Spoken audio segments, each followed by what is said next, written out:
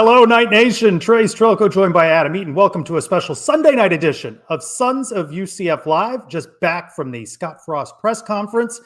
Adam, you watched it from home. What were your reactions? Did Scott Frost win the presser?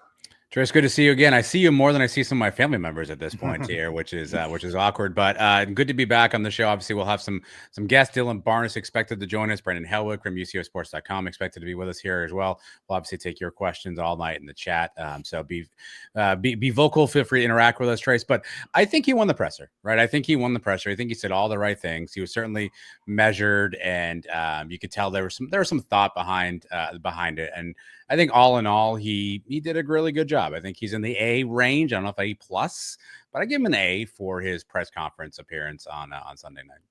A few moments ago, I posted on my social media, my Twitter, did Scott Frost win this presser? Yes, running away with it. 80%. I think those 20% are the 20% that weren't too keen on this hire. And a friend of mine messaged me. He said he watched the morning show. Thank you for tuning in earlier today for Brunch with the Sons.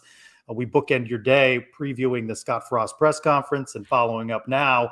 And my friend Raphael said, everybody weighed in except you. And I hadn't really decided where I was on this, but now, after listening to Scott Frost, I'm all in. I'm going to charge through. All right. I know when we hatched the idea for following up the presser, which got delayed because of some flight delays, was scheduled for 5. And ended up starting a little after 6:30, out there for nearly an hour. Terry Mahadra speaking, Dr. Cartwright speaking, and of course, Scott Frost speaking. You had said, take us into the room, share some things that may not have been visible. I didn't see the broadcast on ESPN Plus, so I do want to share that Terry Mahadra had notes, but Scott Frost, no notes. He went up there impromptu and spoke from the heart and answering those questions and fielded all questions. Different tone, obviously, from Scott Frost than you had been accustomed to with Gus Malzahn these last 4 years. Interesting to see the coaches coming out to support Scott Frost, Johnny Dawkins, Satia Messer, Rich Wallace out there from baseball, Cindy Ball Malone from softball. Those are the ones that I could see from my vantage point. Also interesting, the football coaches that were out there. Tim Harris Jr. there, Addison Williams there. There were some others, but where I was situated, I didn't have opportunity to see them. And of course, many of the donors that you know, the names that you know, McNamara of McNamara Cove and Giuliano of John Giuliano Park out there to welcome back Scott Frost. So I'm interested to hear how it played on TV, Adam. And of course, we'll be open to your questions or questions from the audience in the chat throughout the night about observations from the room.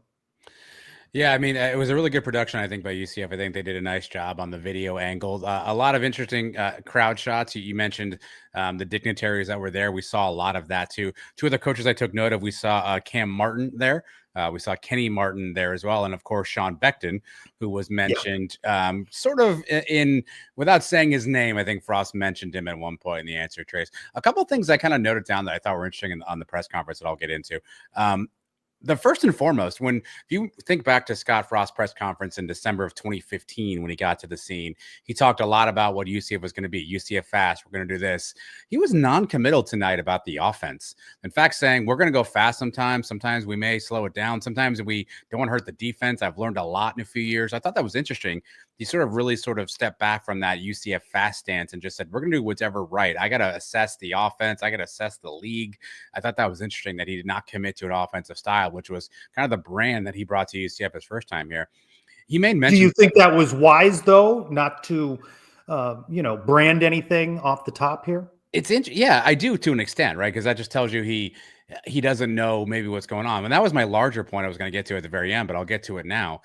What's interesting about all of this is we've kind of maybe assumed, and maybe shame on us, that this was a job that Scott Frost wanted, that he had been pining for this job. This was the job that he wanted. He kind of positioned it tonight as if like, hey, this came together quickly. I wasn't really sure what was going on. Didn't really know what was happening. Didn't know if I wanted to leave, which kind of is different than I think what we all expected. So if that's really the case where he was not as committal as we all assumed he might be, I can see where he wants to take some time to evaluate what's happening, evaluate the staff, evaluate, the playing style.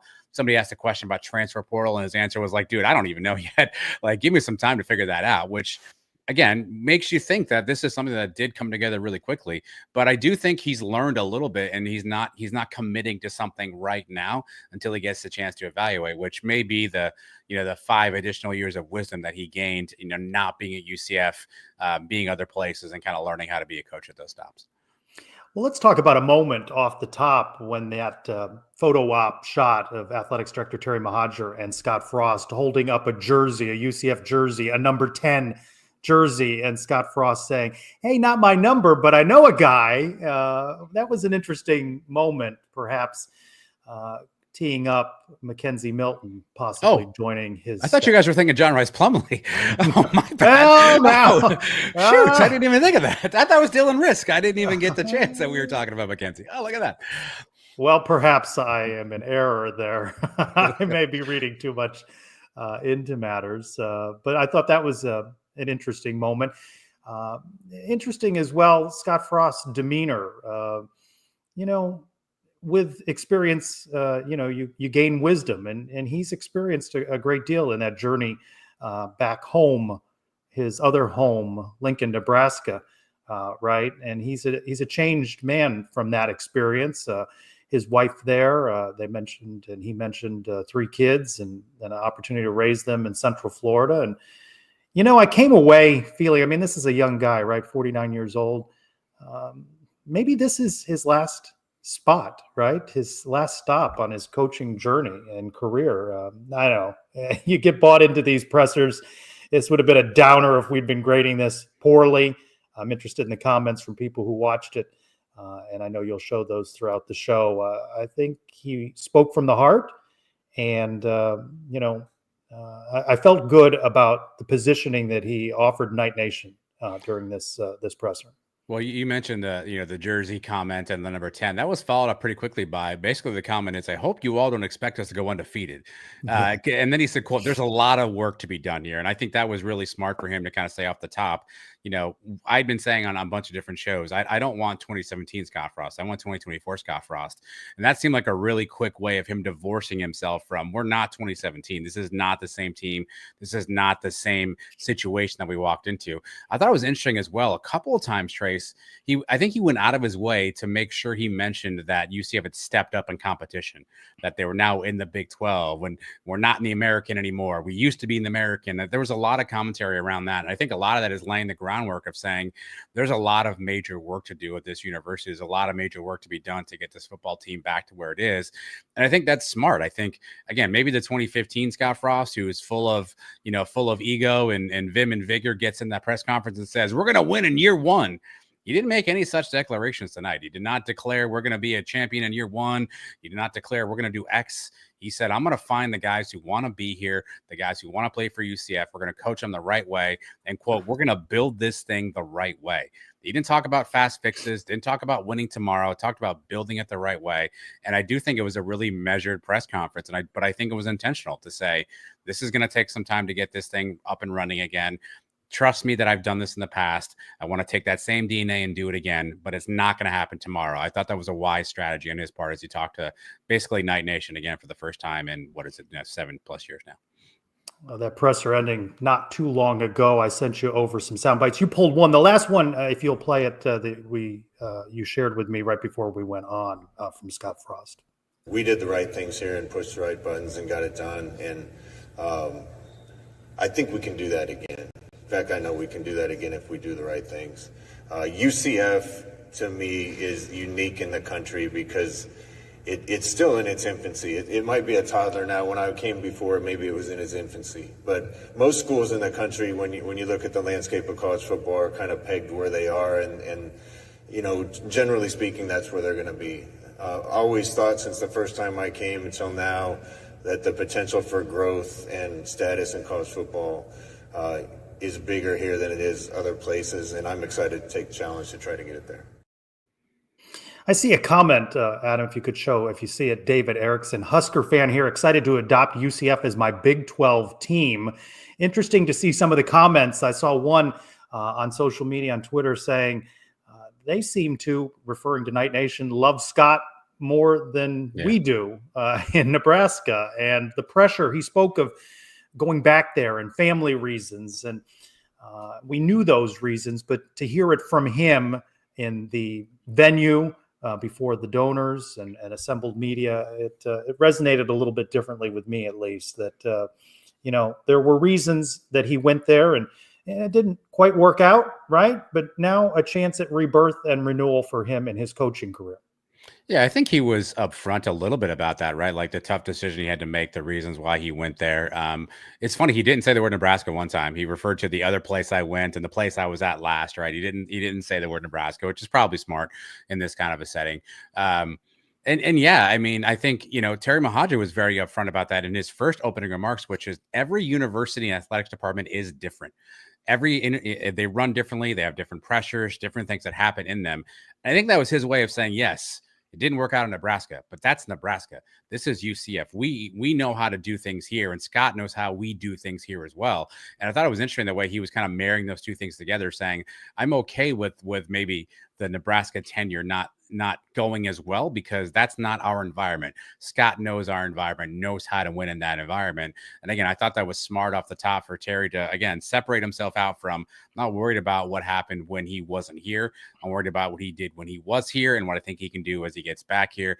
Again, I think it was smart all around. Andy in the chat says something really smart as well here too. The word championship wasn't mentioned one time. And that's a hallmark of an opening coach press conference. We're going to championships here. We're going to be the championship team. That wasn't mentioned one time here in this press conference, which I thought was also instructive around what Scott and maybe Terry Mohajir are trying to lay down as what should be the foundation, or what will be the foundation as this program builds itself out over the next couple of seasons. Robert, 2 letters, 2 words, referencing to Nebraska, that place where UCF is this place, right? Florida Box Breakers, Scott as OC 2022. Interesting, Terry Mohajir talking candidly about reaching out to Scott Frost, having a dialogue with him. Not the first time the two of them had spoken. This had been circulated and had been talked about on message boards, but interesting to hear from Athletics Director Terry Mohajir that conversation had been continuing and ongoing with Scott. Yeah, I guess I can share a little bit. I had heard this story a couple different times. I actually reheard it again this week. And Scott referenced, or I'm sorry, Terry referenced having a relationship with Scott for a couple of years now and being kind of in touch with him, and that there were plans in place potentially for Scott to come back to UCF in an OC role. And that didn't work out for whatever reason that's behind the scenes. But that sort of, I think, sparked Terry's mindset around Scott and UCF and that being a thing. So I do think it's one of the situations where we talk about going interview for a job. You never know what can happen. This sounds like one of the situations where Terry met Scott and said, hey, wait a minute, there may be something here. And we talk about every AD having that list in the top drawer that they pull out and they say that, you call those people. And it sounds like, I had heard on Monday, and again, I'm not a source reporter or something, so I'm not trying to break any news here. I'd heard on Monday that Scott was going to get a call and he was going to be in this process. And so that's 24, 36 hours, 48 hours after, Malzahn leaves. And that was already the thought process. It tells you at least how Terry was struck by that conversation as it relates to his time with Scott Frost. Yeah, a lot happens in a room the size of the venue, right? You're passing that microphone around. You've got fans and donors behind you. Just the coordination. So I didn't absorb everything, but did I not hear Terry Mohajir talk about the thought process and finding a new coach occurring maybe before the Utah game? Did he not allude to that this was on his mind, whatever that might mean? Yeah. Whether of his volition or conversations with now former UCF football head coach Gus Malzahn. Yeah, I mean, Clay's mentioning it in his comment here. He referenced he was aware that Gus might leave at some point, right? So it was interesting. What? Mike Norvell didn't call Gus on Saturday morning? Are you saying what? You and I were talking before we came on air, like Terry Mohajir. There's some parts about him you love, and some parts you're like, Terry, please just take that back. Take that back. And that's one of those honest moments that were, he said what we were all thinking. He said what we all kind of hoped and suspected at some point in time. I did think, I will say before we get any further, it was very classy off the top for Terry to acknowledge Gus and Christy Malzahn and their time at UCF. And, they got a nice little round of applause. I thought that was classy off the top to at least kind of tip the cap to, what had happened in the 4 years Gus was here. And so didn't have to do that. He could have easily, glossed over that. I thought that was nice that Terry at least acknowledged that.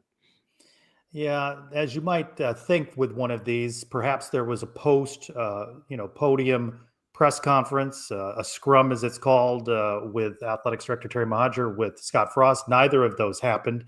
Interesting timing for this on a Sunday. You know, the news breaking over Saturday officially, and then a press release going out from UCF Athletics after 11 o'clock on Saturday. And then we received word Sunday morning of a press conference originally scheduled for 5. Not what you would expect as a typical rollout. They did assemble some members of the band who had been at basketball earlier. Knights win that one over Tarleton State to move to 7-2.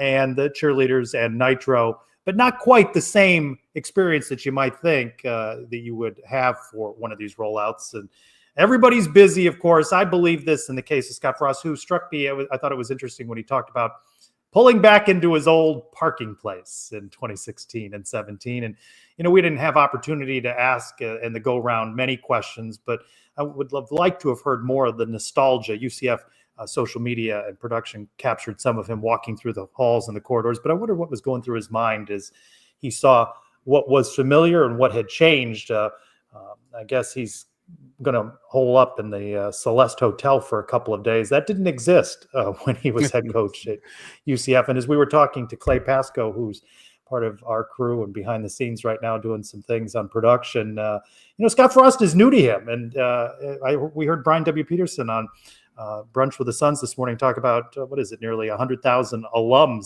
since Scott Frost was on this campus. So there are people that don't really know Scott Frost. Maybe they know him from not succeeding in Nebraska, and they certainly haven't heard much of him over the last 2 years.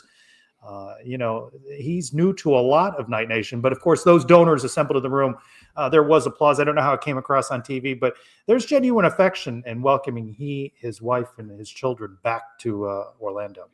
Well, I think it's instructive. I think it was, let me find the, Robert mentioning this here. And I don't know that I would take this as much as Gus as I would as Scott.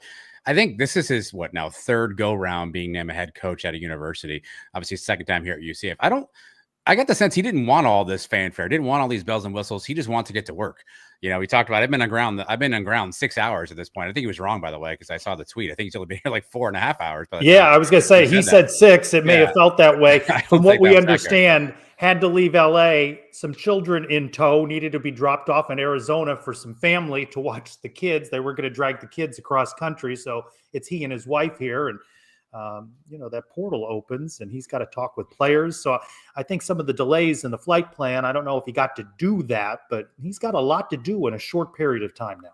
Yeah, and so I got the sense he didn't really want the fanfare. Didn't want the pomp and circumstance and the band and the cheerleaders and the dancing girls and the pom-poms. I got the sense that he just wanted to kind of get in and get some work done. It sounded like you were there. I interpreted him saying he talked to the team. Did you get that same interpretation? It wasn't very clear. Somebody asked him about what'd you say, and he kind of referenced talking to the team, but he didn't really necessarily say it out loud like that. Did you get the sense that that he talked to the team? I don't know who he has spoken with. That was not made clear. And he, as soon as it ended, he left. I will tell you, we talked about some of the coaches that were at the venue. I saw X-Ray Alexander was a player that I saw. He was also at the basketball game earlier in the afternoon. So that is at least one player. It's a difficult. The timing. Why does the NCAA do this? Why don't these university athletic directors and presidents and coaches agree to different time frames? You had early signing day Wednesday amidst, right? Even if it isn't coaching changes, it's amidst conference championship games, bowl selections, right?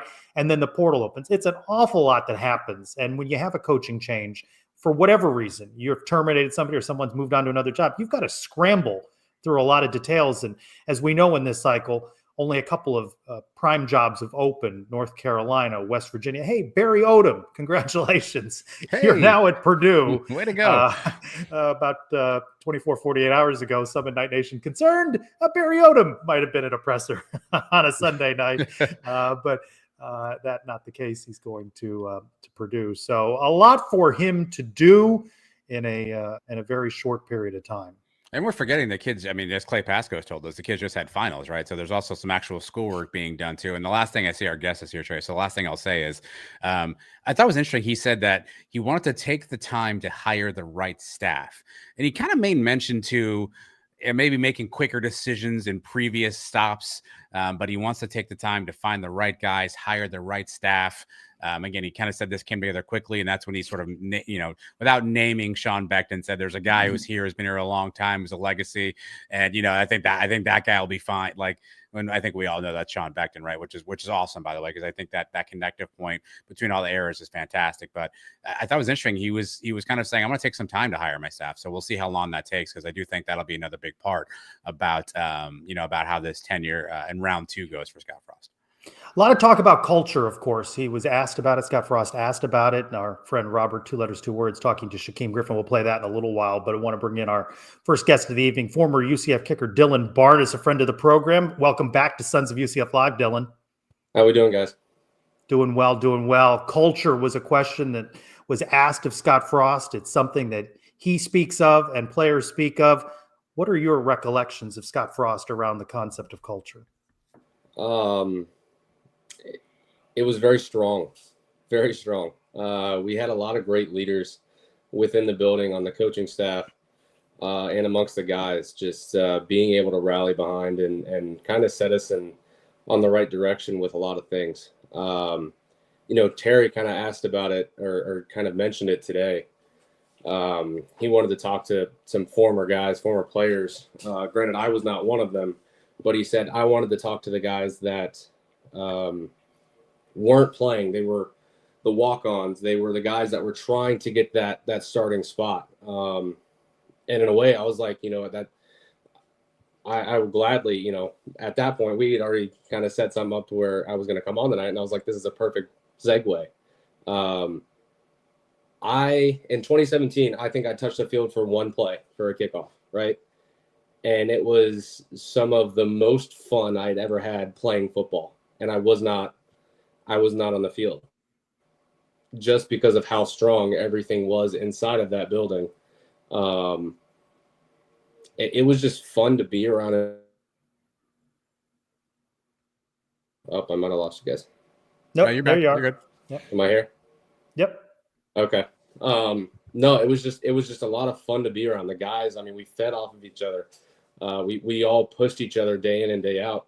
And it truly made every single one of us better on and off the field. I mean, it showed come Saturdays. It was just a way that we didn't have any quit in us, because we were being pushed so hard by each other, and we didn't want to let each other down. So it was one of those things where, looking back on it, it's so cool, because it was such a special group and such a special season. But it led on to the next couple of years after that. I mean, it was just very strong culture, a very strong group overall. And, there's some skepticism that you could recreate that. Do you believe that Scott Frost can recreate that, that chemistry, that camaraderie and that culture at UCF with a new group of guys, a new group of coaches? I sure hope so, because it's so special.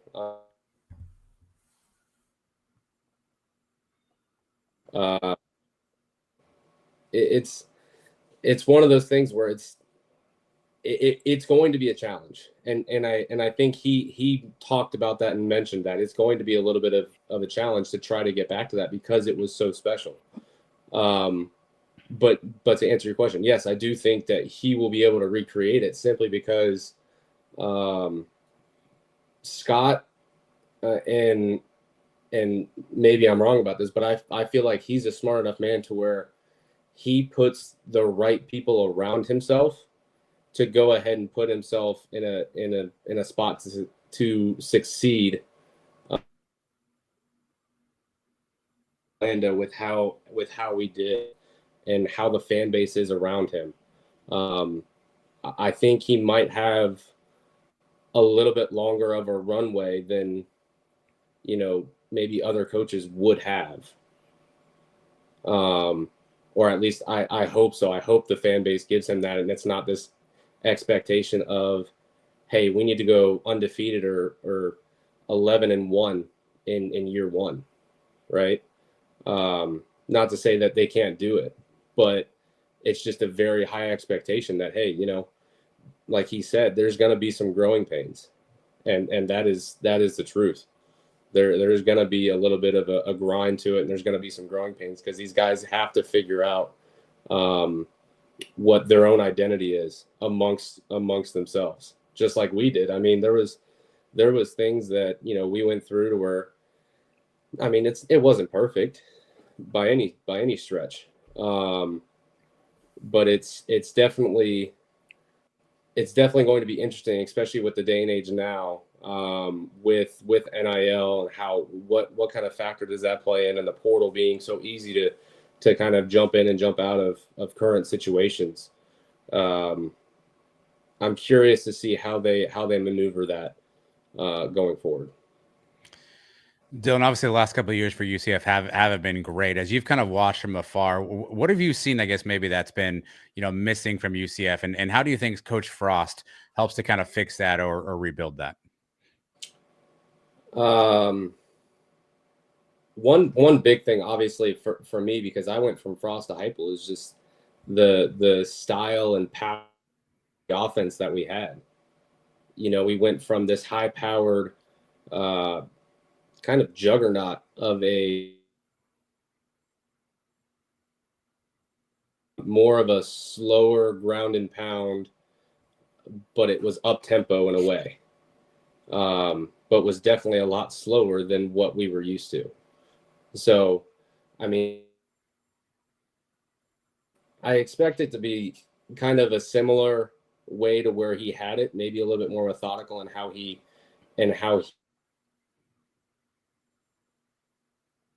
maybe not going 100 miles an hour, but still being that same type of methodical play caller that he was, to make sure that the defense is going to be a little bit fresher come the fourth quarter, because that was realistically one of the issues. Our defense was a good defense back when I was there.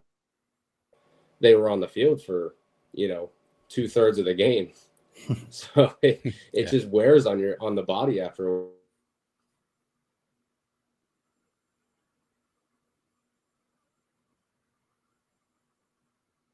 This might have been the one. I thought high scoring games, kind of a shootout with that style of offense. Dylan, you mentioned something interesting I hadn't thought about, but you can speak to this. Obviously, we're talking a lot about, Coach Frost, what this means, but you've been in the room when a new coach comes in. What's it like as a player when you lose one coach and another one's coming in? What are the emotions as a player? What are you? Well, I guess I'll never know what those emotions look like. Trace, what are the emotions? Is Dylan back? No, there's Dylan. He's in, he's out. Are we here? Dylan, we're here. Yeah. Oh, my goodness. So Dylan, I can hear you guys. I was asking, obviously, you've been a part of a coaching change. Take us in the room as a player. What's it like when Coach A leaves and Coach B comes in, and what are the emotions as kind of a college student trying to deal with that level of change?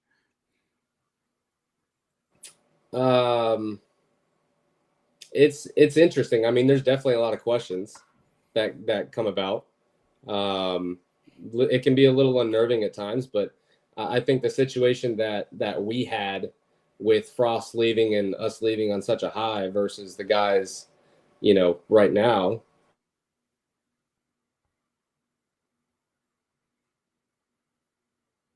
I mean, Frost, Scott leaves and we were 13-0. I mean, Gus leaves and they were 4-8.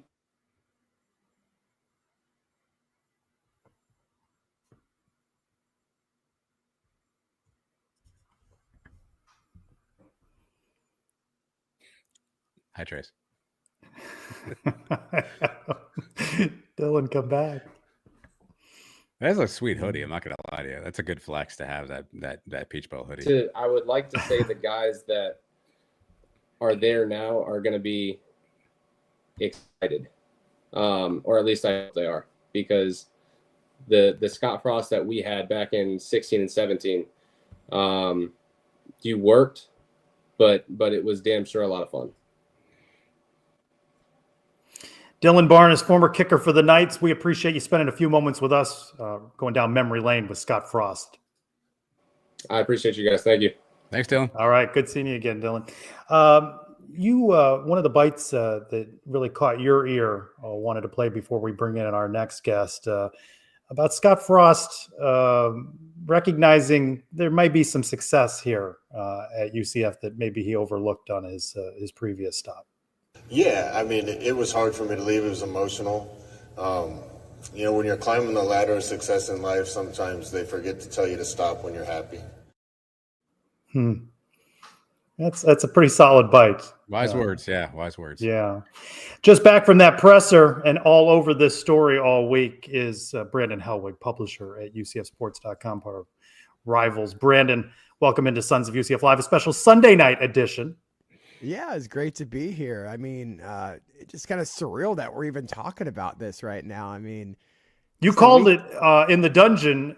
Is this a dream? Were you dreaming all of this over the last week or so? It's crazy. I mean, if you would have said like a week plus to go, that we'd be sitting here right now talking about Gus Malzahn, first of all, going to Florida State as OC and not requiring a buyout to basically have a coaching change, and then UCF hires Scott Frost. I would have laughed. I mean, I can't really believe it, but I honestly kind of dismissed them at the onset as a legitimate candidate. I mean, everyone comes out with hot boards and who they think fits, and I'm just like, Terry's not going to go that route. You kind of want to, make your mark as an AD by bringing in your guy, and Scott Frost is linked to kind of, even though obviously he was highly successful, he's kind of linked to UCF before Terry got here. And so, I didn't know where it would go, but then when I heard he was getting an interview, I'm like, well, is this a courtesy, or is this, a courtesy to a lot of donors and fans knowing that they were pushing for him? But, once the train left the station, I think it was around Wednesday, kind of when his interest became, semi-public. I mean, it was going to be hard to see if they went in another direction that wasn't Scott Frost. I mean, the way the fans kind of rallied behind the idea, and, I knew he was still a popular figure, regardless of what happened, leaving for Nebraska in 2017. But I think I maybe was a little surprised of just how excited, everybody was, just they didn't care, it didn't work out in Nebraska. That didn't matter. Just how this kind of unifies the fan base. Because as you guys know, this fan base had kind of dropped. I mean, the enthusiasm and energy was dying before our eyes this season, and really the last couple of years, if we're honest. And the way Scott Frost has just galvanized the UCF community is just nothing short of amazing. What did you think of the presser? Did Scott Frost win the night? Absolutely. I'm sitting here and just, I mean, obviously I was here when, Scott Frost first time here, but he's not the rah guy. He's not going to, come in there and, with the catchphrase or whatever, but he's extremely intelligent, which comes across in what he's saying. He actually says something and means something to what he's saying. It's not just a bunch of catchphrases or just meaningless kind of dribble that just gets repeated, ad nauseum. Some previous UCF coaches. Are you referring to anybody? No, I'm not really. This is I'm referring to generic coaches. You know what I mean? You sit there and like, I've heard this a million times before. I don't know. I've sat here for 10, 15 minutes. I don't know what this coach just said. Or if I'm listening to a radio show and I'm like, you know what? I've heard this. I heard this 2 or 3 days ago. I don't know what you just said. I mean, at least kind of show some personality and some anecdotes here. And that's what Scott brings. There's intelligence behind what he says. And the clip that you just played before I came on, I mean, I don't know if it's one of those things you could just tell it just flows. I mean, I don't know if he practiced that or just kind of had that in his mind or it just came when he was talking. I mean, it'll be fun to talk to a coach like that again, because it's been a few years. Obviously, when he was here the last time. Brandon, why do you think Terry Mohajir decided that Scott Frost was his coach? What do you think sold Terry on Scott? I wish Terry would have been a little bit more candid about that. I think we tried. You did. I was waiting. I think I had a question after you, Trace. I'm like, well, I'm asking that exactly. When you were asking, I'm like, well, you know what? That was what I was asking. Because I was thinking he was gonna say, I wasn't sure, but I was gonna listen. I was hoping he would kind of give us a story, because I feel like there had to be a moment, whether it was in the interview and how these things work these days. It's all on whether it's Zoom or what software they use. Maybe they're using StreamYard, I don't know. But they do virtual interviews first. So they talk to a bunch of guys virtually. I mean, this has kind of been, since COVID. Obviously, everyone does like that. And then he did fly and meet with Frost on Friday, middle of the country. Frost is in LA, Terry's in Orlando. So they met halfway in Dallas and talked for a couple hours face to face. I feel like there had to have been something, I just think that the passion that Frost has to get this job. He kind of alluded to it from what I understand, just, talking to people close to Frost this past week, that, I mean, he was going to be extremely picky. He was happy in the NFL, working for, Coach McVay and the LA Rams. I heard that, he had some other connections, in the NFL. Like, there's some hot names of coordinators that may be head coaches in the NFL next year. I heard he had a pretty good lead to be like on a full position coach on his staff next season, potentially, depending on who got hired where. And so he was kind of thinking his next move was just going to be moving up the NFL ladder. But, if there was one head coaching job in college that he would pursue and would want, it would be UCF. Like, I know when FAU came open, people were, even FIU, like, yeah, there's some connections there, Danny White's brothers at FAU, Scott Carr's at FIU, former UCF administrator, like, maybe they'd make a run at Scott, but no, he wasn't going to take any job just to take any job. He was going to be extremely picky, and if there was one that he wanted, it was going to be UCF. And I kind of feel like that passion, just that genuine vibe you get from Scott, which I want to learn more about, because you just talked to a former player, and that's the thing. I have never talked to any UCF player in the last 20 some odd years that showed. I mean, guys will run through a brick wall for Scott Frost, and not like guys spoke negatively on other coaches. I never heard players talk about their coach the way UCF players talked about Scott Frost. So that must have come across the computer screen to Terry or something. There had to have been a moment there, but I just kind of feel like if you're Terry and you're talking to these guys, I mean, they're great coaches and whatnot, but what do they know about UCF? I mean, have they even been on campus? I mean, they know it's an attractive Big 12 job, but I just kind of maybe feel like that's probably what I think kind of set Frost away, apart from the other candidates. Brandon, something else I found interesting. Terry mentioned a few times that he used a search firm, which I think initially there was thinking that he wasn't going to use a search firm. This was going to be kind of a solo operation. But you've been covering these coaching searches for 20 plus years at UCF now. How is this one different from some of the other searches that you've had a chance to cover and be a part of? That's a great question. I kind of, I'm not exactly sure what we were right on and what we were wrong on. I think we hit on most of the names that were prominent in this search. In previous searches, in the last time we knew it was Gus's if he wanted it. That was the question. Was Gus ready to jump back into college football just a month and a half or however long it was after being fired by Auburn?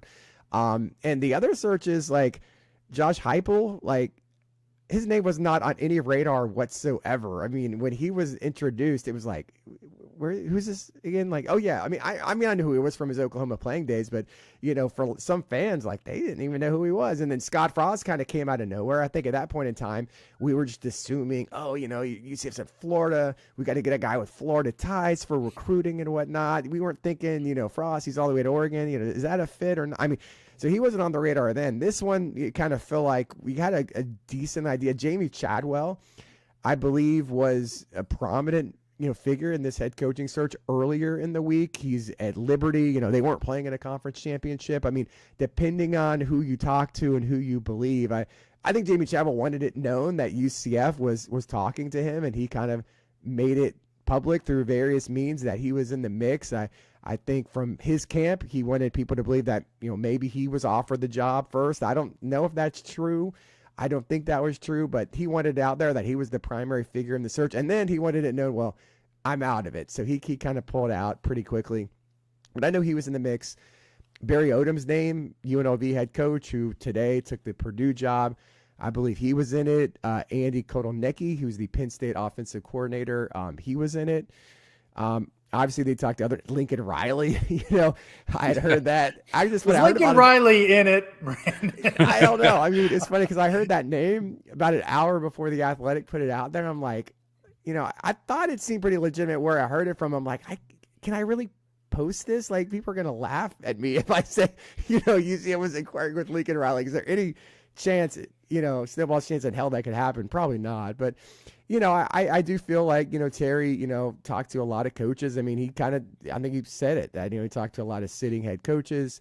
but were they right for this job? There's also some things about this position. UCF, they're going in the they're in the Big 12. They're getting the first full year of Big 12 revenue this upcoming year, but it's not a program that's completely flushed with extra cash. And now we have this thing called rev share, where they're going to have to, contribute, or they're going to have to, share revenue with players. So every $1 million is important.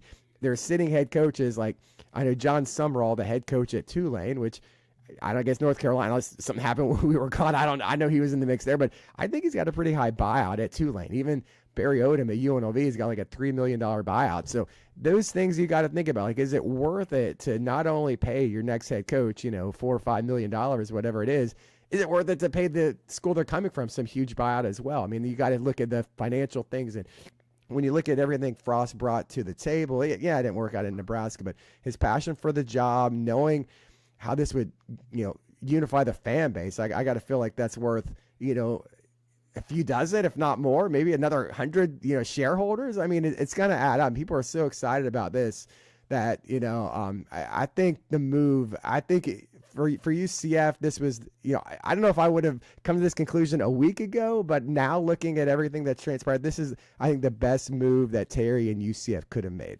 Brandon, quick 9 logistical days ago question. was Black Friday, Brandon. That was like 3 months ago. What are you talking about? It feels like it. Brandon, quick logistical question from UCF QB. Do you have the contract details on Scott Frost? Has that been released yet? It has not been released. From May asking never be around, released. I've heard that it's probably going to be similar to Gus Malzahn's contract, just in terms of, not exactly the same, but I heard it's fairly similar in terms of salary and buyout. We'll see. I guess UCF will release it. I'm not sure these days if they release this or not. They used to. And last time they were kind of like, maybe not, but we'll just kind of tell you what's in it, but we won't release it. Maybe they'll release it, but I think it's similar, to what Gus received, which I think is what, middle of the pack in the Big 12, somewhere in there, I think. What did you make of the football staff in the room for this presser? Tim Harris Jr. there, Addison Williams, some other, Sean Beckton. What did you make of seeing those faces at this presser? Yeah, it was, I was in front and I was turning around trying to say like who I could spot. So I kind of, it was hard for me to like read faces and stuff. I think that's customary to kind of bring everybody in. Clearly, probably most of those coaches won't be here next year. I don't know if they'll be here next week or not. I do feel like there is a strong staff, an existing staff that Frost should take a close look at. There's some position coaches that I think, obviously warrant being retained. There's, recruiting and personnel staffers that I think are very good at their jobs. They've got a handle of not only the current team, but recruiting and who they're going after. You need some of that institutional knowledge to remain in the program. So, do I know who's staying and all that? No, but I think Frost should give a hard look to a few of those guys. It does seem like, though, as I think you mentioned Beckton, as part of this UCF staff. It seemed like that's the only thing I think we can take from Frost's press conference. It seems pretty clear from that one comment he made that Sean Beckton will be part of this, coaching staff. He was also a little humorous holding the number 10 jersey, making mention that might. It seemed like McKenzie will have a role on this staff if he wants it. If he wants jersey, it, right? That jersey, he's at Tennessee. He's got a great thing going. They're in the playoff. I have heard that McKenzie, could have the opportunity for, advancement in terms of promotion if he stays with Hypo another year. So I think that's something he's going to have to consider. But honestly, I'd be surprised if McKenzie is not part of this coaching staff next year. Brandon, I thought it was interesting, and obviously Frost's first presser, he was very adamant, UCF fast. We're going to be a fast team. We're going to play fast tempo. You kind of downplayed that tonight, was kind of non-committal to an offensive style, said he learned a lot. What'd you kind of make of his commentary as it relates to the UCF fast mantra and where that might turn for us in 2025? Yeah, I was kind of curious, how he'd respond to a question like that. If I would have had another question, it was hard to get microphones tonight. And he may not even know the answer to this question. I'm kind of curious what he does with the offense. For the most part, he's been his own offensive coordinator, through the years. I think late in his Nebraska tenure, whether it was his choice or highly encouraged by administration, he did peel that back and delegate that task to to an offensive coordinator. So I'm curious where he goes there. I mean, college football is so different. I mean, we say it all the time, is much different than it was 2 or 3 years ago when he was coaching. You've got, transfer portal, NIL, just it's the same rationales that Gus told us. Is he going to, be his own offensive coordinator? Will he, hire someone to handle that role? That's a question that we'll probably get that answered before too long when we see some of these names being hired. But as far as the style of offense, I mean, that's fair to say, because, he went to Nebraska and like he said, what you did at UCF it didn't necessarily work at Nebraska in the Big Ten, and what you did, how many years ago now he was here may not necessarily work in the Big 12, depending on staff and personnel. So I think we'll have a better idea once spring gets here, what this offense is going to look like. What about roster overhaul, Brandon? Obviously, there's a lot of holes on this team. Some guys on the portal now. What do you expect? Do you think he'll reach out to some of the portal guys, see if they want to come back? And do you expect him to? I know he was kind of non-committal on transfer portal, but do you think the QB is on this roster right now? Firstly, I mean, as far as players who are already here, players that you'd want to have come back, I mean, I would think he's going to have a conversation with those fairly quickly to see if, they'd be interested in staying. I haven't barely looked this up. I think I saw where Caden Kittler might have been visiting Mississippi State. So these guys are already looking at other places, even though UCF guys can be in the portal because the coach left. Technically, the portal doesn't open until tomorrow. Yeah. But these guys are booking visits and all this kind of stuff and enjoying that recruitment process all over again. So obviously, there's some guys you want to keep. Off the top of my head, like everybody else, guys like Randy Pittman, John Walker, some of these offensive linemen. We will see. Like I said, it may depend on where these coaches go, where some of these UCF assistant coaches go. Where does Herb Hand go? Does he have a role in this staff? There was a rumor that he could join Gus Norvell at Florida State. That might have something to do with some of these linemen like Marcellus Marshall and some of these guys. But what was the second part of your question? Oh, just recruiting portal as far as future classes. The one thing that I really liked what Frost said, and I mean I know Gus said this too. You have to build your classes through high school, and I know Gus said this as well, and I think he believed it. But I'm still not sure what happened. These recruiting classes, they're ranked as high as they are, and like best recruiting class ever, and most of these guys never saw the field, and you just recruit some transfer and they're here and it's great. And then they're gone the next year. And that's been the most discouraging thing, I think, for the fan base is, in college, we get accustomed to seeing guys come in, not just when they're freshmen, but when they're juniors in high school, when they're seniors, when they're taking visits, when they're committing, and we get to know them and fans root for them. And, they can't wait till they arrive. And then they come in and maybe they play a little bit as a freshman and then they get better through the years. And then when we see them on in their senior year, you're like, yeah, and I've been following this kid for how many years, 4, 5, 6 years now. And now we have guys we barely recognize, we barely know. They're here, they're in the portal, they play a year and they graduate, and it just seemed like we had too many players like that. And I think that's hurt fans just enjoying the product and the team that they love. So I know every program is going through the same thing, but that's the one thing that Frost or whoever the coach was going to be. I hope they can build the future teams. Yeah, you're going to have portal, but you need to try to build it through high school and have guys stay here, more than just 1 or 2 years. Quarterback, you said, is the quarterback? Yeah, I was going to say, I know it's impossible for you to know this question, but is the quarterback on the roster right now? It's impossible to know. Dylan Risk seemed excited, based on his Twitter, and the snowflake emojis, the frost emojis when he was hired. I think he'd be a great fit, but that remains to be seen. Is there a portal guy? I mean, they're going to bring in, someone to, whether it's Risk, Ja'Cory Brown still here. They're going to bring in a quarterback to push those guys. So it's really difficult to answer that question right now. I noticed X-Ray Alexander. Did you notice any other players? Like I said, I was in the front row. That's actually really interesting to me.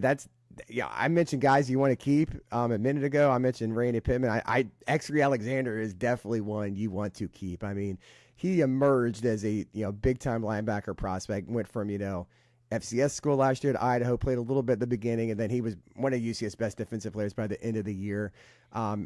It's good news, so far, that he's not in the transfer portal, and that's a guy that I think Frost and whoever these first new coaches that are hired, they're definitely going to want to sit down with him and keep him here at UCF. Scott Frost was asked some variation of how you're different than when you were here at UCF. What did you notice in his demeanor? You were at both press conferences. What struck you about the difference between this one and his previous? Yeah, I think it's been a while since he was here, and when he was at UCF, he was a brand new head coach. He wasn't. He's he was a big time player back in his day. I mean, he wasn't new to doing interviews or press conferences, but just kind of the way he carries himself and all that stuff. I think he's gotten a lot better at press conferences. I'll be kind of curious to see, how that, once we get more perspective and, see him, as the months go on and spring ball and all that stuff. But, I think that time at Nebraska, I think he kind of made a comment like this that, obviously you learn about yourself when you're winning, but you learn more about yourself when you're losing. And he went through a lot of that in Nebraska. And the thing is about Nebraska, they were never a bad team. I guess you can say, well, if you're not winning, you're not good, but they were close. You guys have probably talked about it. The 1-score games through Frost's tenure, I mean, they were like right there. And it wasn't because they were, I guess you can argue, are they poorly? No, they were just, a lot of those games I remember watching, just like it was just like a fluky turnover at the end, or, they have a lead and then something just crazy happens. It just so many gut wrenching losses, quite easily. I mean, if just the ball bounces their way, it could have been very different at Nebraska during its time. So, yeah, I mean, we'll see. That'll be a little bit easier to answer here in a few months. Brandon, what are realistic expectations for year one of Scott Frost? Realistic expectations, is it realistic? I just would hope you'd get to the point where you are bowl eligible. I don't know if that's, we kind of got to see what this roster is going to look like. All right. Cause there's a lot of, you guys said it, there's a lot of holes to fill. You can go right down, like you need a bunch of guys. Just through graduation losses. Yeah. Just that guys, alone. It's not just guys in the portal. It's guys who are, and that's why we were thinking, with Gus, like, is he, no one really wanted him back, but it's like, if he comes back, is he up to this? Like, this is like a massive undertaking. So we got to see who's on this roster next year. You would hope they get to a point where they're bowl eligible, like what's non-conference. They got North Carolina. Is that going to be the P4 non-conference game next year? You kind of, who knows? But you would hope you'd get to 6 wins. I think fans need to, it's not, UCF's not going undefeated. I don't know. Arizona State was pretty good in year 2 under Dillingham, but it's probably going to take some time. But with portal, you can turn it around. You can. It's not impossible. If this would have been a few years ago and the only way you rebuild is through recruiting and you just signed, half the recruiting class you thought you were going to sign, it would have been, you would have known for a fact it would have been really difficult to win next year. But if you go recruit the right portal guys, it's not impossible to, have a winning team next year. And who knows? Maybe you can get 6-7 wins, but let's check back in January and February and see who's actually on this roster. Brandon, you also saw a lot of current head coaches in other sports there supporting this announcement tonight. How I guess you've been to a lot of these. How is that common to see? Dawkins and Sidney Ball Malone there. How cool is it to see kind of the other coaches there supporting this new hire, Scott Frost? Yeah, some of those people, obviously Dawkins, he was hired around the same time that Scott Frost was. I was trying to think today. I'm like, well, who's really here? Who's still here that was here during the Frost era, just administratively, coaching wise. There's been a lot of turnover, since 16 to 17 when he was here. I know, guys like, Jimmy Skiles and Eric DeSalvo. I know they loved working with Scott Frost, and then obviously they're still here. And, the thing I think what people appreciate about Frost, he just kind of, he trusted people to do their jobs. Like just people around UCF. He was, not over their shoulder and just kind of, paranoid about putting this out or that out. I know UCF's creative team, is very excited that they'll have the freedom to kind of do some more things like they used to do that maybe they weren't allowed to do under some other coaches. Take us behind the scenes a little bit, your role in communicating and gathering information during a coaching search. Are you're just on your phone, texting and calling all day long? Yeah, it was pretty crazy. I guess, as the years go by, you have connections, coaches that were at UCF at one point in time. They're at other schools now. Players who played at UCF and they're coaches themselves now. So, there's nothing I think coaches love more when the season's over than gossiping about coaching changes. I learned that a while ago. These guys, and even they'll put you in contact with like, oh, this guy, this buddy on my staff, this guy knows this, or this guy heard that, or, did you hear this? And coaches love to gossip about stuff like this. And that's kind of, that's where 90% of the information probably came from, is just other coaches gossiping with other coaches and kind of people letting me on what they were hearing. I'd love to know kind of where things, from Terry. I don't think we'll get that level of candor, but where things really stood with the search process. But from what I kind of gathered last night when everything became official, that it seemed like they became pretty laser focused on Frost, I think, through about, Wednesday, Thursday of this past week. There was a UCF holiday Christmas party at Cartwright's house. I think it was on Wednesday.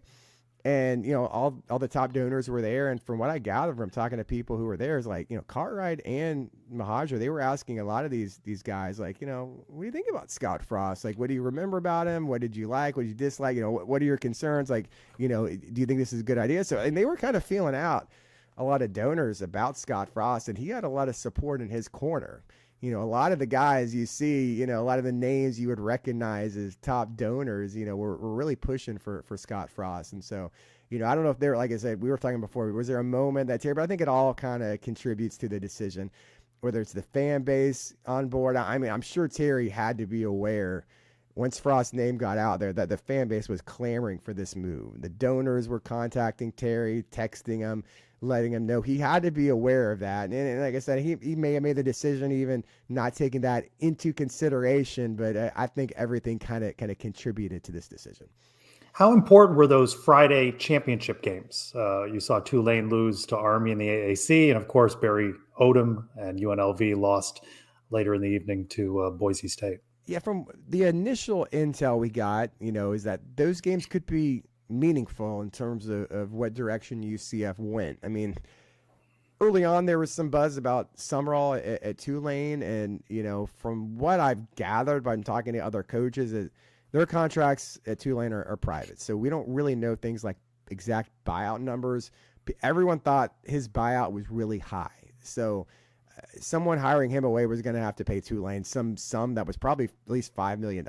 And like we talked before, that may not have been something feasible that UCF could have done. And from what I gather, he's going to, he may take North Carolina just because that is a good job. That is a better job than UCF, just in terms of where they are financially. They could be, if Big Ten expands and the ACC teams are up for grabs, North Carolina will be a future Big Ten school probably if that happens. So that is a good landing spot. But I also heard that Summerall is probably patient to maybe wait another year because he might get an SEC opportunity. He's a Kentucky guy. Maybe that job opens. And as the week got on, we heard more about Barry Odom, and that game with Boise can mean something because if they win, if he beats Boise, they're in the playoffs. So that's piece probably off the table. So then when they lost, you're just kind of wondering, like everyone, like all the UCF fans were like, no, we don't want Barry Odom, we want Frost. Like I can't, So we were kind of wondering if they were waiting for that game to make a final decision. I'm not exactly sure how this came about in terms of when the final decision was made, whether Odom,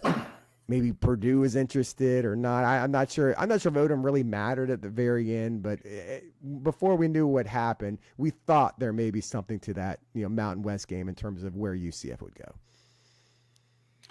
Brandon, obviously we're talking a bit forward. Let's take a quick step back. You'll look back on the Gus Malzahn era at UCF how?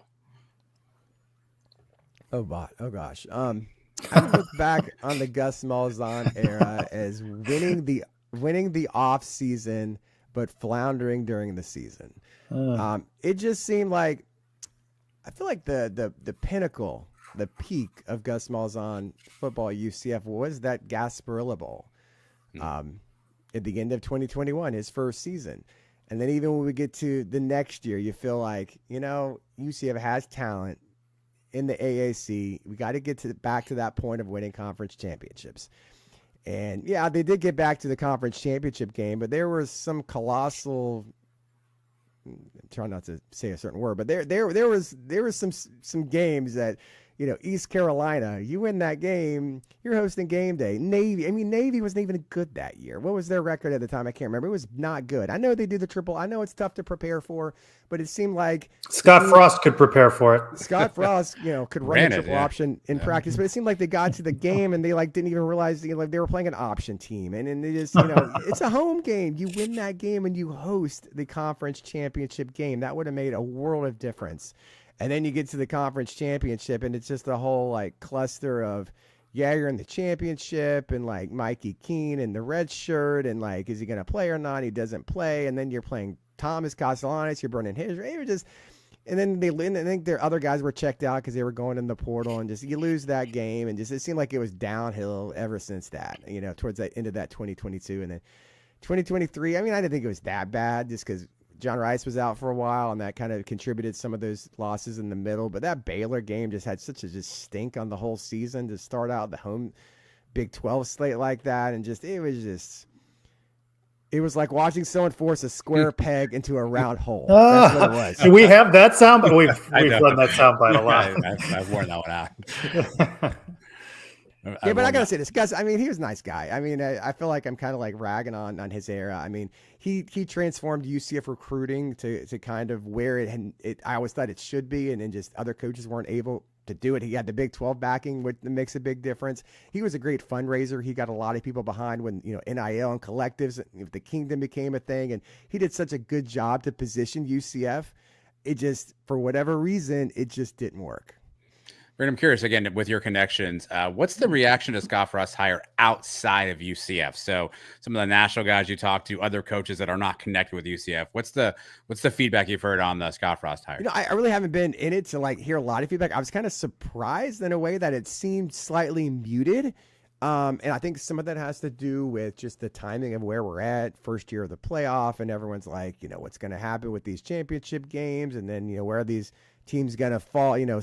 Earlier this morning when the bracket came out, so I feel like that kind of had. I'm kind of I really haven't paid a lot of attention today because I was at basketball and then at this, but it seemed like I thought there would have been kind of more national buzz and traction about it. I don't know if maybe there is. It just seems like it hasn't felt like it.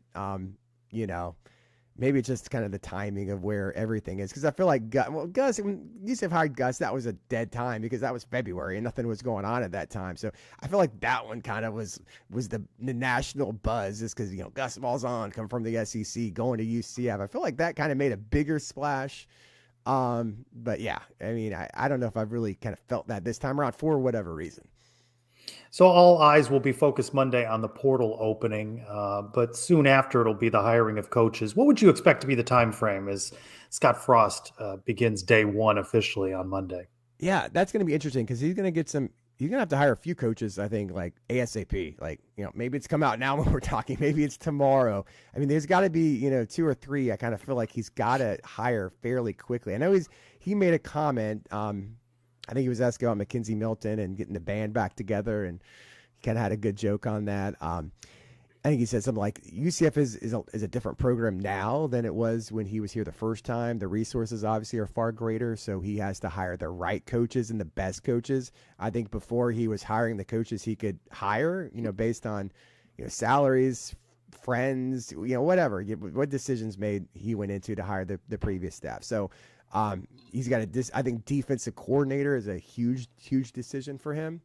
I don't know if Eric Shenander's in the mix or not. He's obviously, at Boise State where they're in the playoff, but he has, when he came here, he was a first-time defensive coordinator. I think he's proven himself as a legitimate, I know he had some issues in Nebraska when he was there too, but I mean, he's coached a great season at Boise this year. I mean, I don't know if he'd be in the mix or not, but I'm not sure that he is, but he's going to have to hire a few coaches just to start recruiting. Portal guys are scheduling visits. I mean, there's, midweek visits, weekend visits. UCF's going to have to jump on that train too and start bringing guys in. So you need to have some coaches, on staff, at least probably by this upcoming weekend. Well, let's wrap up with this. The really important question: how do you expect Scott Frost to be with members of the media and press availability and press conferences? That's what is really important. It's funny.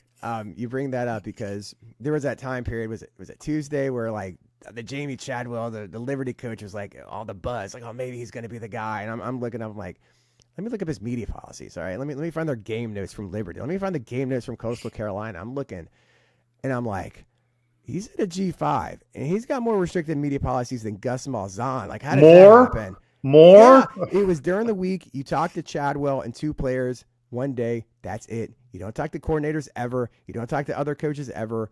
And I'm like, I mean, I kind of was unbiased through this whole thing about who I wanted to see, just because honestly, I didn't know enough to form an opinion. But I'm like, when I saw Chadwell's policies, I'm like, no, I don't like this guy. No, but I mean, I don't know. That's kind of hard to say, but you're right. I mean, when Frost was here, the thing that I liked about Scott Frost and Josh Heupel is that it was a more casual and loose kind of vibe. Frost was not paranoid. He didn't mind that his assistant coaches did interviews. He wasn't like, we're not going to talk about the last coach, but about that. But, he didn't mind that his players did interview. And that's the thing that I think UCF fans also have lost, since Gus got here and kind of, running it like an SEC program. We're keeping it locked down. We're not going to, be flexible with, player interviews and things like that. Because I think when you go back and think about those years. I mean, we got to know McKenzie Milton. We got to know Adrian Killens, Jordan Johnson, who I know you just talked to. A lot of guys we got to know because we heard from them on a regular basis. They got to do interviews, during camp, after games, midweek, things like that. That's the thing that Gus, he doesn't like, during the game weeks. He wants us to, keep the focus on practice, whatever. He doesn't want his players doing interviews, doesn't want the coaches doing interviews. And that's, I think fans can kind of, enjoy the ride with the team when they kind of feel like they're more connected, when they hear from people then more than just the head coach, when they hear from the players, like I go back and like I tell the media relations people at UCF all the time. It's like, yeah, we want to talk to the starting quarterback and the running back. Sure. I mean, we want to talk to those guys, but there's so many stories on teams that aren't getting told. I remember when Jacob Harris, he came in as a walk-on and, he earned a scholarship. I mean, that was a great story. When we saw the guy come in and, he got a scholarship. Yeah, let's talk to him. He's a special teams guy. And we're talking about what, and that was a thing. And then we got to see him become then he made it to the NFL for a little while. So things, stories like that, like we just can't do anymore. I mean, you're not going to talk to anyone, if they're not, so-called star player that, Gus decides that day to send in that don't make any sense half the time. But I hope Frost is as understanding of that as he was when he's here. Now Nebraska was a different animal, and hopefully that didn't jade him for the worse, because we're not, I mean, I know people kind of get on you, Trace, you're asking those bulldog questions sometimes, but we're not that scary. We're not out to get anyone or anything like that, so I hope Frost recognizes that and it kind of allows a little bit more freedom for his coaches and players to speak to us. Well, I'm going to enjoy Mike Norvell's policy of making the offensive coordinator available during the week and the open practices. I'm looking forward to Gus's responses to the FSU media. Brandon, appreciate you spending as much time as you have tonight during this special edition of Sons of UCF Live, and look forward to seeing you soon. I really enjoyed it, guys. Take care. Thanks, Brandon. Thank you. That's some interesting insights. Brandon has covered the program for some 25 years. A lot of the talk leading up here on Scott Frost was about culture. And Scott Frost even made reference to a video he saw of our friend Robert, 2 letters, 2 words, in conversation with Shaquem Griffin after the Big 12 championship game Saturday in Texas. Let's listen to Shaquem. Shaquem, news broke tonight that Scott Frost is coming back. How do you feel about that? I mean, it's surreal. I mean, honestly, when you get asked the question of, can we bring back the culture of UCF? You don't know if they're going to bring back the guy who brought the culture. And Scott Frost is a culture keeper. And to bring him back is not about accolades. It's not about stats. It's about the presence that you bring to make people believe. You ever heard of Deion Sanders? Well, we just got ours. Scott Frost is bringing back the cold front. It's winter season all year round. How would you best describe the culture of Scott Frost? He makes you a believer. He's a player coach, and from Pete Carroll to people like Scott Frost, he believes in you're bigger than football, and the fact that when you know that you're bigger than football, you understand the perspectives of your team to get them to buy in because it's a bigger purpose. It's not just only themselves. And it's just like a lot of people don't give enough grace to Scott Frost because he had to leave because of the benefit for his family. His mom, his dad, his new baby, his new contract, going back to his alma mater, but now he's coming back home. He's coming back home to repeat that culture that we need. And people, let me remind you, because maybe y'all forgot, the culture that created me, the culture that brought me to you, your Hall of Famer. You lucky you got him back. And I'm just happy that I was play a little piece of that. Cold front is here now, and it's coming at you year round. The culture keeper. I wouldn't mind seeing a little more of the Shaquem Griffins of UCF around the program, and maybe a little less of the Cam Newtons. That Auburn Wow. flavor. No disrespect to Cam Newton, but Scott Frost referencing that interview with Shaquem during his introductory press conference Sunday evening in the venue. Yeah, Brandon mentioned it, and we've been fortunate enough on the Suns to talk to a bunch of different players, some during that era, and we air a lot of that stuff, right? But some more fun we have is after we're not recording something, just talking to guys. And to Brandon's point, there has never been a player who said anything the least bit negative about their experience with Scott Frost. The only negative you hear is, "I wish he'd stayed longer." That's really the only thing we've heard. We've probably interviewed dozens and dozens of players from that time period, and Shaquem just gives voice to that and speaks to kind of building that culture. And I think that's, you think of it this from a family standpoint, right? Like sometimes there are things that happen in a family, and there's some fractures and some people start to drift apart. That's kind of been Night Nation this last 6, 8, 9 months, Trace, where people are starting to shift apart. They're waning on buying season tickets. They don't want to donate money anymore. Guys like my good buddy UCF Mike don't even want to do podcasts anymore, because you just start to kind of wear on you. And it seems like right now, Scott Frost has brought everybody back in. Everyone come back in for dinner, right? And the entire family is now back together at the table. And that's kind of the culture, I think, that Shaquem's talking about. And that includes guys like Shaquem, maybe a guy like KZ, a guy like Sean Beckton, who get a chance to come back and be a part of. I was talking to a guy today who went to UCF, was a coaching staff member at Nebraska. He's saying, I can't wait. I hope I get back to UCF. That's my dream job, right? Getting all those people back together again. I think that's what this is really meant for people. The family kind of fractured a bit under the Gus era. No disrespect to Gus. And it feels like Scott's now got invitations out, and everyone's getting back at the dinner table. Everyone's back at the barbecue. Everyone's back having a good time, and they can't wait for UCF football again. And that's a really, really cool feeling.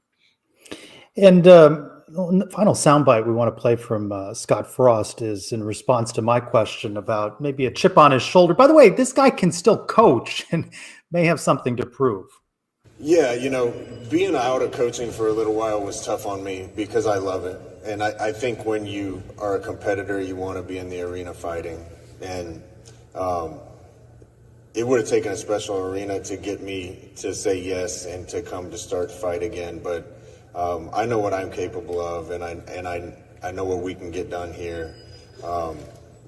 UCF can become great if we do things the right way.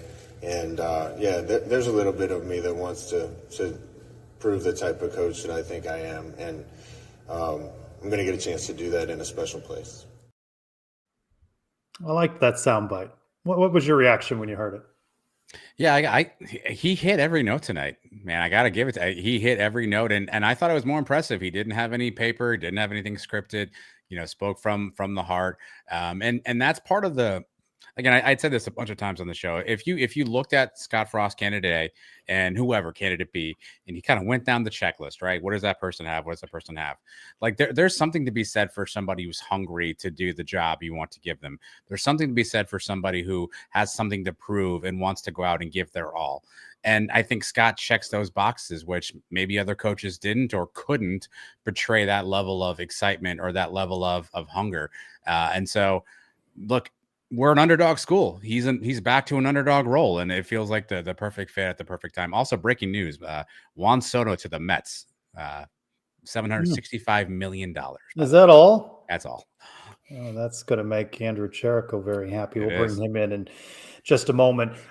At the outset, we talked about putting together a coaching staff, and that's going to be exciting in our world to cover in the weeks ahead.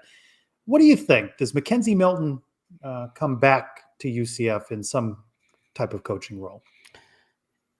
I mean, here's the tough thing. I don't know what his options are. I mean, and Brandon alluded to the fact that he may have some options to get on an on-field role at Tennessee, right? So I don't know how true that is. I would think that if Scott Frost offers him a chance to come back and be sort of the QB coach or something along those lines, I think he would accept an on-field role. You talked Mackenzie all the time. He loves UCF. So I would think that would be the case. But, I think it was our friend Andy, UCF XOS, pointed out he hasn't coached or worked with Frost in 7 years now.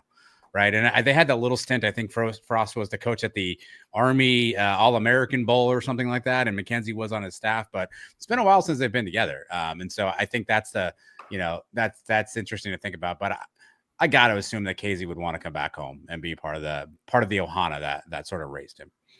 I know we played the clip during Brunch with the Suns, but let's hear again from Mackenzie Milton during his most recent appearance a year or two ago on Sons of UCF Live when he talked about the type of offense that Scott Frost ran. I prefer Scott Frost offense over anyone else's, and that's not to bash the other guys or anything like that. There was not a time in Frost's offense where I truly felt uncomfortable or anything like that. But what I did love about Hype's offense is he kept what I really loved with Frost. So it was kind of a mesh of both. And I think I'd find a way to kind of mix both schemes. I like the wide splits because, it cleans up pictures for the QBs in the RPO game, and it kind of makes the defense force their hand and what covers they're going to run. But I love what we did with Frost in terms of we never ran one play out of the same formation more than 2 times in 2017. And I just think that, to me, that's an incredible stat because you probably look anywhere across the country, nobody else is putting up numbers like that. Frost was always mixing it up with the looks, with the matchups, and he's really just second to none in terms of a play caller, in my opinion. The same play, no more than 2 times. We will never interview anybody during the 4 years of Gus Malzahn at UCF that utters anything close to that. Jet sweep to the left, jet sweep to the right. Yeah, we're nostalgic for Shaquem Griffin and Mackenzie Milton, that 2017 team, Scott Frost, and that fuels a lot of what we're talking about. But it is interesting. Back to that statistic that Brian shared with us on Brunch with the Suns. Nearly 100,000 new alums since Scott Frost was here, and then of course there are students like our next guest, Andrew Cherico, who was at the presser with me, our reporter for Sons of UCF. By the way, congratulations on Juan Soto. That'll get you second place behind the Phillies. But anyway, Scott Frost is new to you. You could tell the nostalgia in the room, the donors, familiarity with the media, poking at Mike Bianchi of the Orlando Sentinel. Of course, he knows Brandon from all the years covering the program. What was your sense of this presser? It seems like there was a big form of excitement that hasn't been felt at UCF in a very long time. Like Brandon mentioned earlier, Gus was winning the off seasons, but not really putting that product on the field. We've seen what Scott Frost can do on the field, and he only reinforced it by having a strong presser today. It had me want to drive through a brick wall, and I'm a reporter. So I've seen you drive. Wow. Okay. Got personal. He's not wrong. Okay. But no, I felt as a person who wasn't here to experience the Scott Frost era part 1, it makes everybody who is now here look forward to experience the Scott Frost era part 2. Got a lot of work to do, though, doesn't he? Transfer portal opening, the Knights held on to some guys in early signing day. He's got to assemble a staff. Of course, this is what comes when you have a changeover in a position, but a lot of work to do to turn around a team that finished 4-8, very disappointingly so. Absolutely. I mean, he said it himself. He needs a chance to look over this roster and evaluate the needs of talent on this team. He is not sure where he wants to go yet with this roster. I guarantee you he doesn't know who any starters at any positions are. Obviously, you want to keep some of the talent that was kept by Terry, but I expect, like I mentioned before, a full roster turnaround, 80 to 85%.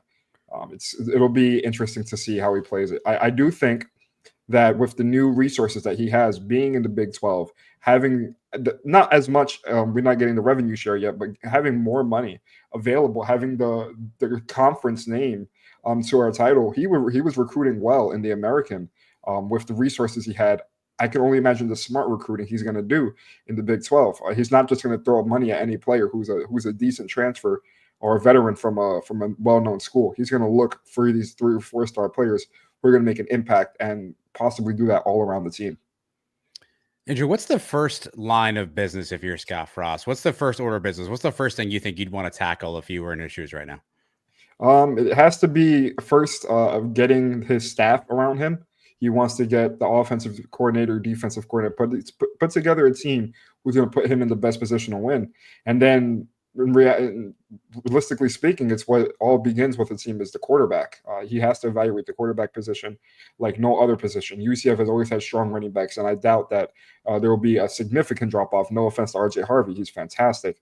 But I doubt there will be I doubt the running back position next year will be unplayable. But I definitely do think quarterback is the number one goal this offseason, and he needs to attack that full head on. What about we're not talking a lot about defense, Andrew. Obviously, Scott Frost is known as an offensive coach.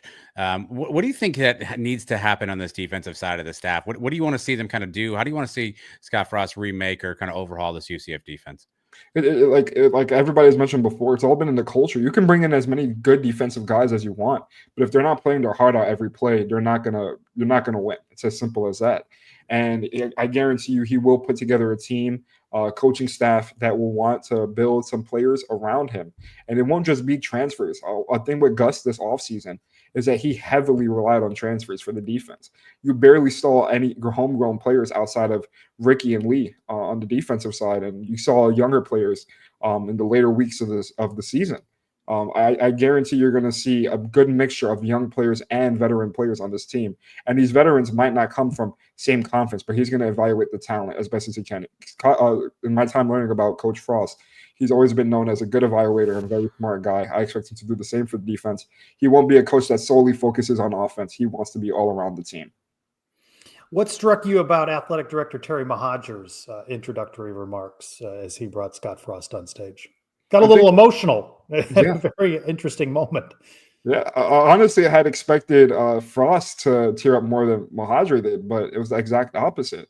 A big thing people were talking about was Scott willing to bring? Was Mahajer willing to bring Frost in because he wasn't initially his guy? He was connected to UCF already, and we were wondering if it was going to be like an ego thing for Terry. But Terry put all that aside and knew that Scott could be the guy for the job, and it ultimately was.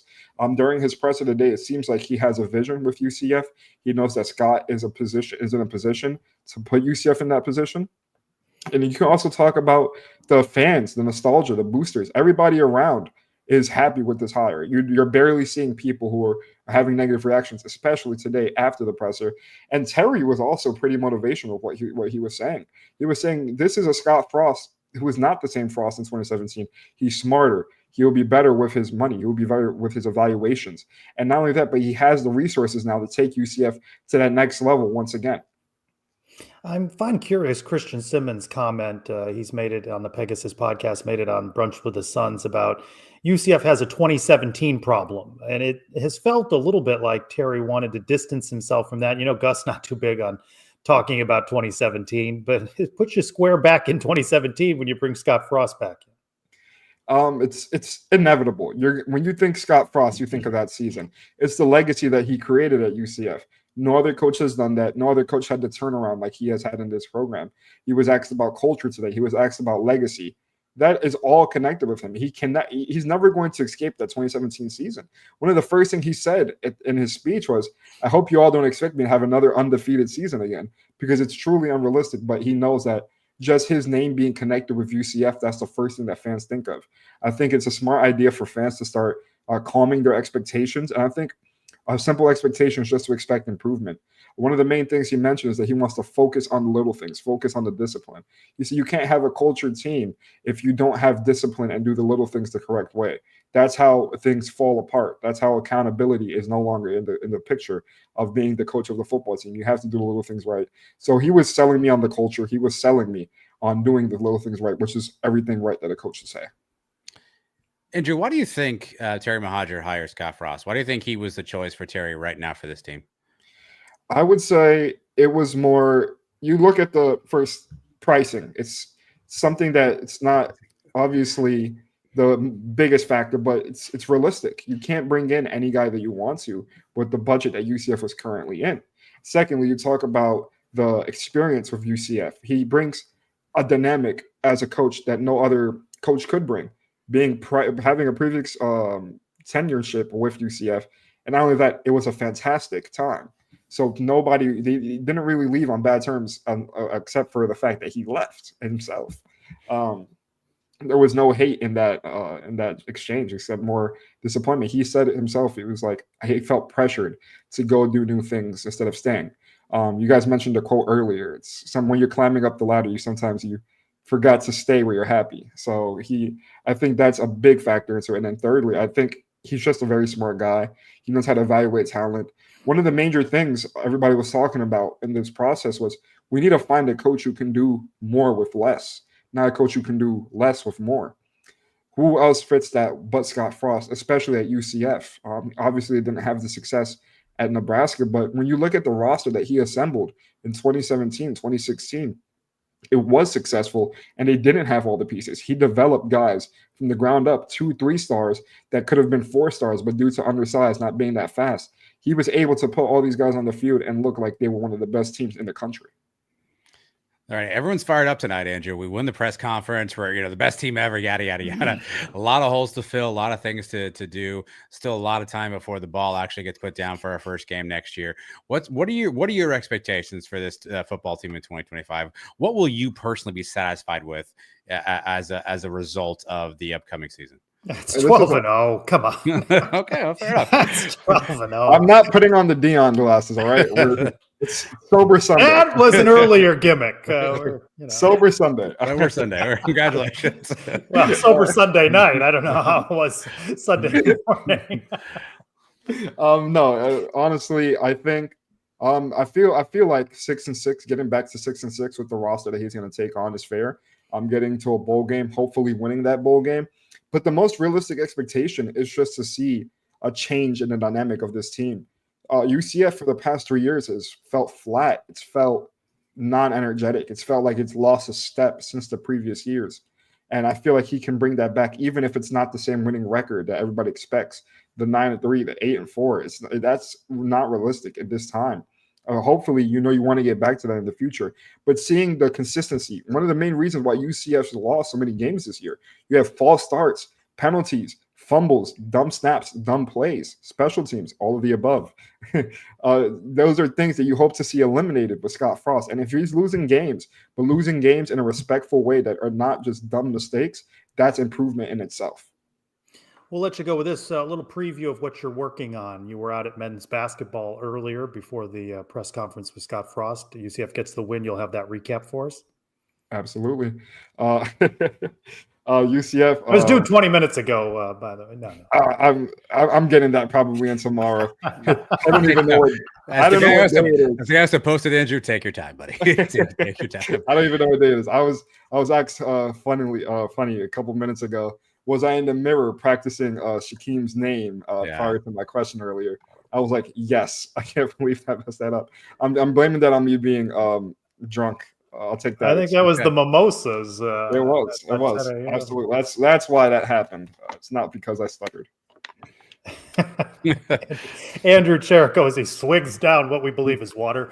Thanks for being with us on this special Sunday night edition of Sons of UCF Live. Thank you. I took off the wrapper. There's no free sponsors. Keep learning already. I love him. You'll find Andrew and occasionally Clay Pasco on Up All Night. That may be coming this week, but we've got some other things planned throughout the week ahead, Adam. Yeah, I have to announce that. Yeah, so we're gonna do live shows again this week. We are back with your live team coverage. I believe the schedule tentatively is as follows: Monday night, that's tomorrow night. Myself and the artist formerly known but now reknown as UCF Mike. We will be live. I think 8 or 9. You can go home again. 8 or 9. We haven't aligned on a time yet, so 8 or 9. We'll put that out tomorrow. UCF Mike and I will be back. Wait, Mike's live. There's no censoring. No, it's going to be live. No.